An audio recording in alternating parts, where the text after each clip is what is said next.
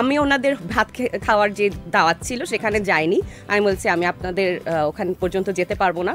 মহানগর একে যে কাজ করলাম আমি, ওখানে আমার ডিবির মুখোমুখি হতে হয়েছে। কেন আপনাকে যেতে? হ্যাঁ, ওনাকে তো বারংবার যেতে হয়েছে, আমাকেও একবার ডিবির মুখোমুখি হতে হয়েছে। 5 সদস্যের একটা টিমের সাথে আমাকে 2-3 ঘন্টা আমাকে জেরা করা হয়েছে। আমরা যেদিন আমাদের কাজটা স্বাধীনভাবে করতে পারবো, যেদিন আমি ওখান থেকে ইনকাম করতে পারবো, আমার কিন্তু আর কোনো কিছুর প্রয়োজন নেই।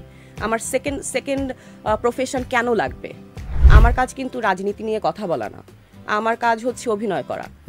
আপনার কাজ হচ্ছে আপনি সাংবাদিকতা করা এবং হচ্ছে আপনার গান লেখা। সমস্ত সিনিয়র শিল্পীদের জন্য প্লটের ব্যবস্থা করব, দাবি চাইব রাষ্ট্রপ্রধানের কাছে, এগুলোই আমরা শুনে আসছি। কিন্তু আদতে কি কিছু হয়েছে? এত বছরে তো কিছু হয়নি।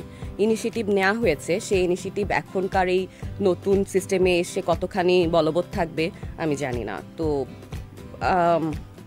এগুলো আসলে বলার জন্য অনেক কিছু বলা হয়, সাংগঠনিক রূপরেখার জন্য অনেক কিছু হয়তো বলার চেষ্টা করা হয়, কিন্তু আসলে কাজ কোনটা হয় বা কোনটা করলে কাজ, মানুষের কাজ দরকার। আমার কাজ কিন্তু রাজনীতি নিয়ে কথা বলা না, আমার কাজ হচ্ছে অভিনয় করা। আপনার কাজ হচ্ছে আপনি সাংবাদিকতা করা এবং হচ্ছে আপনার গান লেখা। তো আমরা আমাদের কাজটা তো করতে পারছি না। আমরা যেদিন আমাদের কাজটা স্বাধীনভাবে করতে পারবো, যেদিন আমি ওখান থেকে ইনকাম করতে পারবো, আমার কিন্তু আর কোনো কিছুর প্রয়োজন নেই।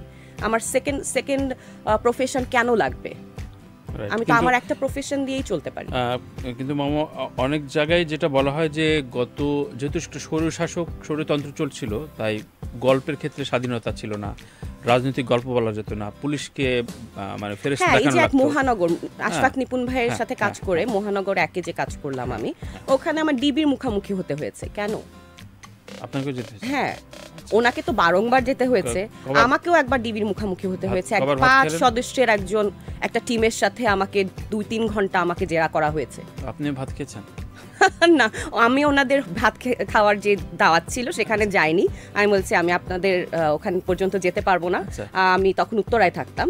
উত্তরায় আমি বলছি, উত্তরায় আমার এক বড় ভাইয়ের রেস্টুরেন্ট আছে, আপনি ওখানে আসেন, আমরা ওখানে কথা বলবো।